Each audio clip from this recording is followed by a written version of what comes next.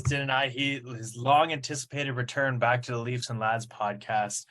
Din, we haven't talked to you since the start of the season. I know. So let's hear it. Well, obviously we're not having the start that we've had, and I know the text I sent out to you yesterday. I had the reply, and then I'm like, no, I'm not sending to him because I know we're talking tomorrow.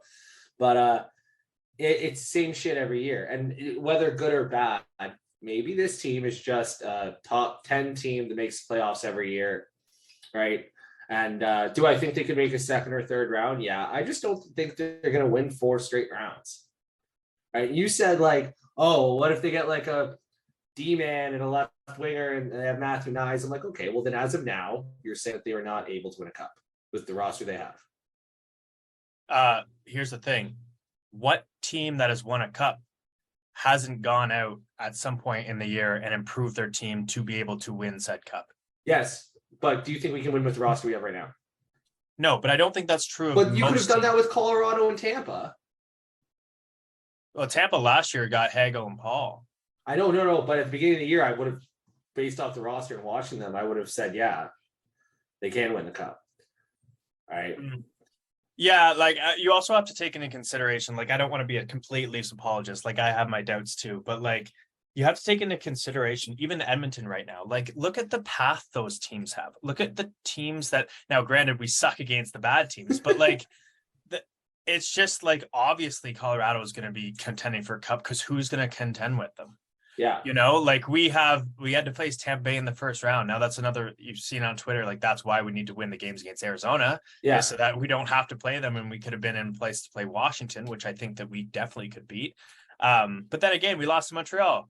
So it's just like, so just in case, to catch everyone up, the text Din sent me last night was, do you think that we're, that this team just isn't good enough? Like it's just not good enough. And a lot of Leaf fans are saying that. Yeah. Yeah. Right. Because of course, it's 6 straight years. They're good. They're fucking good. Right. No one can say they're bad. Dubas is a decent GM. Keefe is a decent coach or better, like at minimum decent, which is pretty good. And like we have obviously top end players, amazing. But like, you know, I know people used to shout it to the fucking clouds about like maybe you can't win with 50% of your cap tied up to 4 players. Maybe that's just true, right? Maybe that's not. Maybe, you know, Dubas was the first one to ever try that, right? Really. And you can talk about the Blackhawks with Taves and Kane, but they already won the cups, right? And yeah, we kind of got sewered. Like Marner putting up 94 points, you have to give him 11 million. Well, not have to, but kind of. And COVID and everything like that. Yeah. But no, I don't like the COVID because, like, yeah, there's that, but also you're not getting all these guys as cheap as we did without COVID too. Right, like Sonny Milano doesn't happen without COVID, like not getting a contract, right? So there's the floor went down and the ceiling went up, like of what can like kind of get screwed there. I do think we did get screwed over by COVID, but not as much as like people think. I disagree with that just because like you can look at like the guys like Andre Kasha and Wayne Simmons for what he signed for and stuff like that, but those are guys I think are replaceable. Where if COVID didn't happen, we would have like way more cap space to go and get a guy who can actually make $4 million. And that difference between an Andre Kasha and the guy that can go out, even if everything stays normalized, who can play that like who's the guy, Natushi, like guys like that can slot in actually in your top 6, not Alex Kerfoot, would be a huge difference. But let's not get so fucking trade Marner then, right? Like that's kind of what you're saying, right? Like, oh well, COVID happened, I guess we can't do anything. We signed these contracts. Right, they're all tradable. No, I'm just saying that the hate on Dubas, I think, is a little bit like when they signed those big contracts, they were kind of like him and Pridham sat down and were like, we're gonna have this much room, and then the salary cap stayed stagnant. So that's all I'm saying is like that criticism I'm not all for, but at the same time, like let's talk about Marner because fuck yeah, a lot of people have different opinions on him going and smashing the stick and throwing that little tantrum. What do you think? I'm interested. You want my thoughts first? Yeah, I want you first. I'm totally okay with that. I know there was like so I listened to the Dangle podcast and Usually I like some of their takes. This one, I just thought Steve was just being a little, he was being too much. Like this, like The the reason sky why is we made this falling. podcast, is because we can have different takes and stuff like that. Yeah. Right. I just think that like he was like the sky's falling, we suck, it's done, blah blah. Even last year, and I know Downtown mentioned this in his recent video, like we had a worse record at the start last year. The difference was that we were expected to do a lot better last year Yeah. than what we are this year. But granted, we still have a better record, even if we're not expected. Yeah. And do you think this Leafs team is going to continue this? Absolutely not. Well, did you see the tweet I made on our account where it's just like, if you took the pace of goals that Marner and Matthews have had over the last 3 years, we'd have an extra 5 goals, and we had lost 4 1-goal games. And we just had another one yesterday too. So if I went back, I'm sure I would say that they're on pace for an extra 6 or 7 goals, and all of those games could have been potentially won, right? And I know that's really theoretically, but like Matthews shooting like 6% isn't theoretical. That's just not going to happen. Yeah, it's not going to happen. It's just not going to happen. Yeah, and if we can still manage to have a 500 record in a month where Matthews isn't doing much, and we've had our third string goalie in for half the games, and we were on a long, now granted we weren't playing the best teams, but we're on a long West Coast road trip where time changes are different. A lot of people have new families, stuff like that. Like I'm just making some excuses, but at the same time, it's just going to be so funny when we start like winning, like having a really good record. And do you care about winning? Like, because we're going to make the playoffs, right? Fucking, and if we don't, that something bad happened, like someone got injured, whatever, and that's a different story. I do care. Oh my god. Yeah, but I care about how we win, right? And a string. When was the last time? You know, like the game 2 Saturdays ago where who we faced, and we just kicked the shit out of them. That was when we had Clifford and Simmons in the lineup, and that was the most fun I had watching them in probably a year. Well, okay, half a season.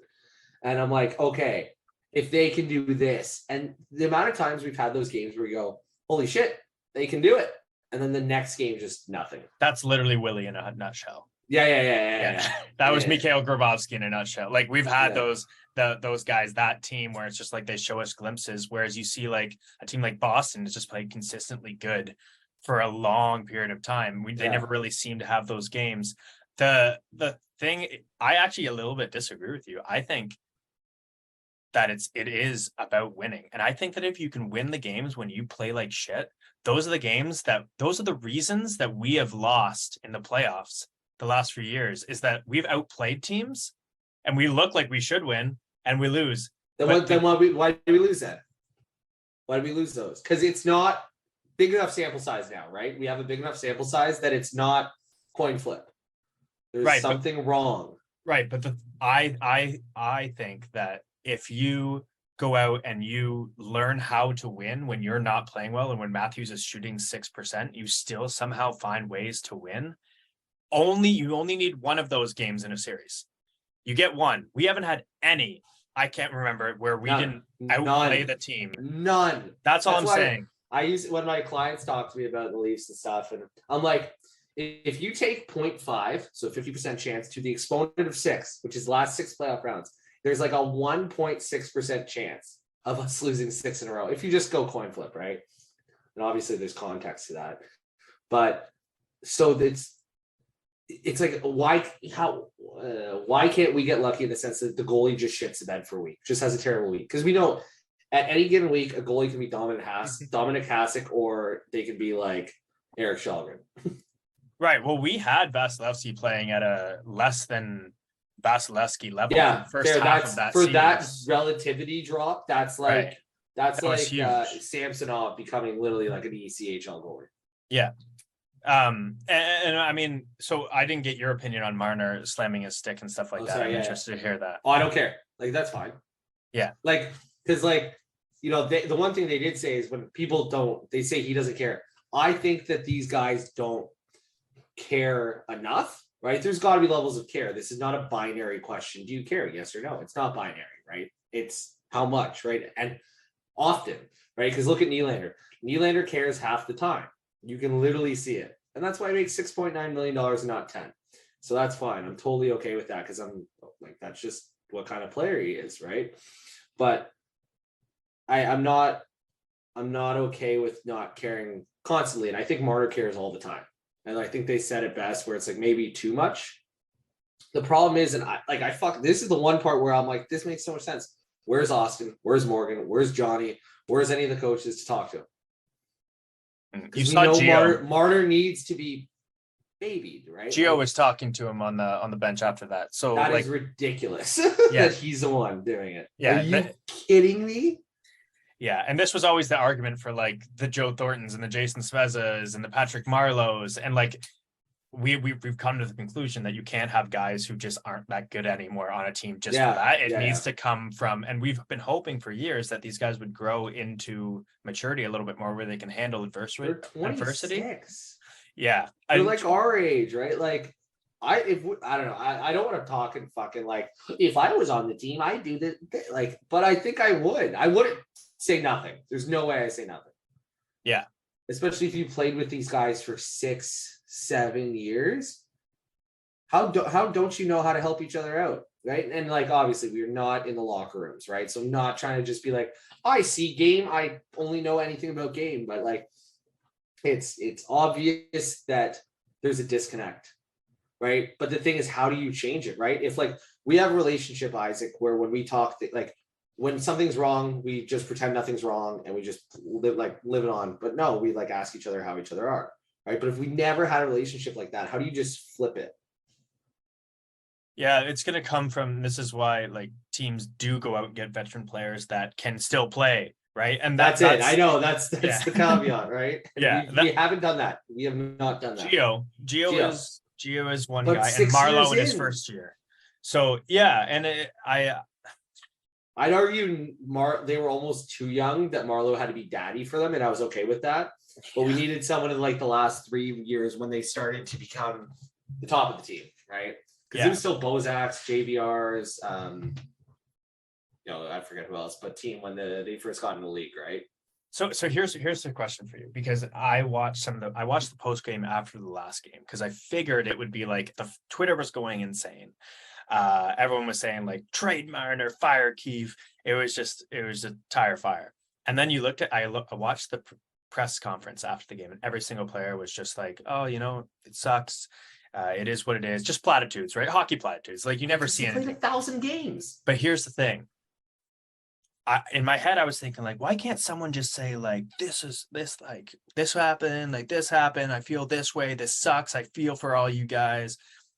And then I thought, imagine if Austin Matthews came on a press conference and they asked him what do you think of the game tonight? He's like, and he just went off. Could you imagine Steve Simmons and like all the guys on just going crazy? Well, why did Marner go into the tunnel? Right. And they once again, this part of the Dangle segment, they had it spot on. He didn't want to be on the cameras. He didn't want to be fucking memed.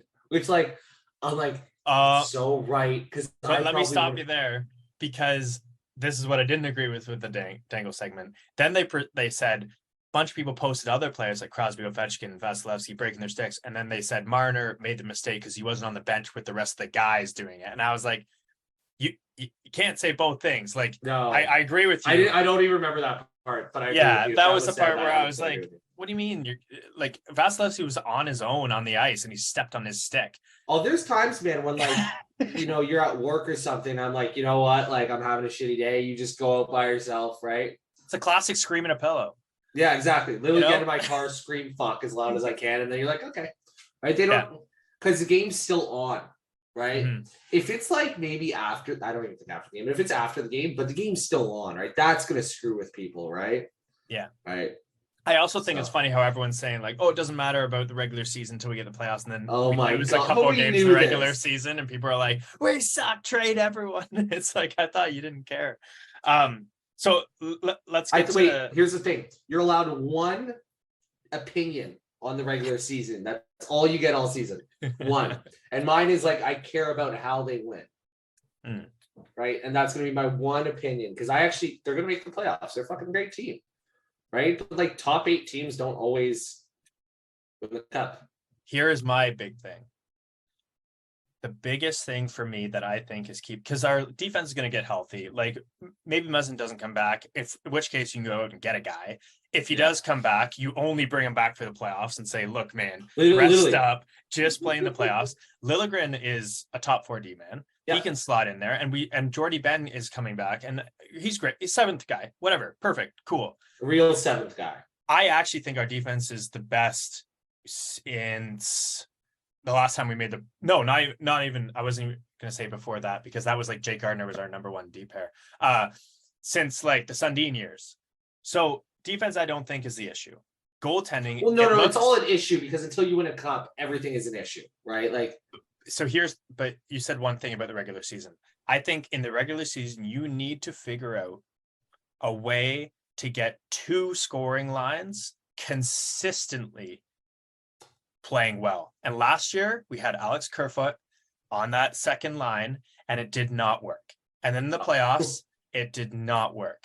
So whether that's Nick Robertson, whether that's going out to get someone, whether that's Nyes coming in, you need to find a way to have those 2 scoring lines at least scoring at a goal per game.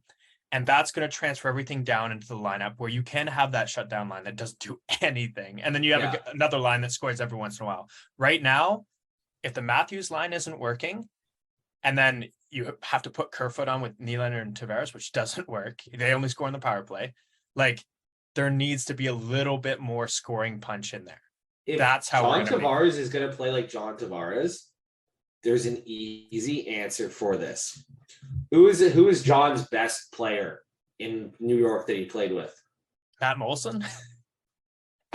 Don't play with Nylander, right? Don't play him with him, right? Right. And like, they put fucking Nylander on the 3rd line. I see tweets going, don't worry, he'll play 15. He'll still get his time on ice. He play 10 minutes and 58 seconds. So like, I've always thought you have to take those 4 guys and stretch them out to 3 lines. Right? I've always thought that was the answer, right? Because that's how Pittsburgh did it. The 2 elite centers, and you spread them out, right? Like, we're not doing that. We're not. Right. Yeah. If we had another guy or 2 that scored 20 goals in a season, then you can do it.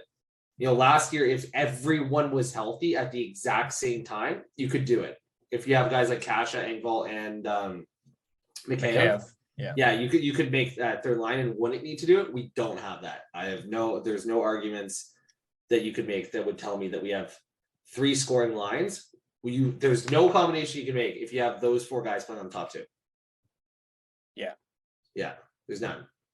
Yeah, I mean, the other argument is like Nylander and Tavares, like when they were with Robertson, they were like the best line on this team. Yeah, like, but we scratched tonight, so. Yeah. So, I mean, Holmberg looks good so far. By the way, everyone, we're recording this in the second intermission, so we don't know how crazy things are going to get. Basically in this podcast, just wanted to get a little bit of Din's thoughts. He hasn't been in a while. We're going to be doing some more post games, but you have your hand up. I have one question before we go. It's good. Okay, I know you're too happy of a guy, but rank the 3 of people to go first. You just have to do it. Okay. Keefe, Dubas, players, or top-ish player. And it's like what you think would actually help the team. You have to do one, and you rank them. You don't have to say why, but. Okay, so number 1 would be Keith. Not because I think he's a bad coach, but I think if you had someone like, for all Babcock's flaws, like, I think having a guy who's a little bit more like a Barry Trotz, and I know everyone's talking about that. He's not going to be ready for a couple more months. Apparently, he's dealing with some family stuff. But like a guy like that can implement systems where if you're not playing your best, you still go out and win games. Like I said, that's the biggest thing for me is like you need to, and that's what he can do. Right. So it's not a negative against Keefe; it's a positive against Trotz. Then and I think if there's not a solid replacement, then you don't worry about it. You also don't know what's going on in the dressing room. The second one is going to be Dubas. This is why I choose the management over the players, because the players aren't going to go when Dubas is here, because Dubas has committed. Mm-hmm. you have to get a new GM who has no connection and can just say, "Oh, Marner for these guys, this is going to make our team better." I never thought of it like that. I've thought of it the opposite way, where I go, these are his players. He's not going to trade them. I've never thought about the new guy who comes in is not going to give a fuck. He's not. He's going to see it's not working. He's going to see Marner slam his stick and That's why he's whatever. there. That's why he would be there. Yeah, and he would do a total shakeup. We've seen it time and time again with like guys who become too connected to like Cirelli and like guys who are getting too connected to their squads. New guy comes in, says, "Hey, I didn't draft these guys. I didn't develop these guys. We can go out and get these. Perfect. Let's do it." Right. So I think Dubas is going to go first. If it comes to that, I just don't think it's going to. I don't really think any of these things are going to happen either. The only scenario is if we go under 500 this month. Yeah.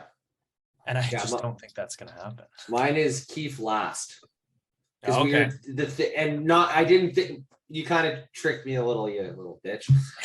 But like, I'm not thinking replacement. I'm thinking of like just getting rid of and just any coach. We've because the negative things people say about Keefe, go search 3 years ago, and we said the same things about Babcock. Yeah, so I don't think it's the coach except for Quinn. We said same things about every coach except for Quinn because he's a god. I blame the players the most, but there's been such a large sample size at this point that Dubas should also see that.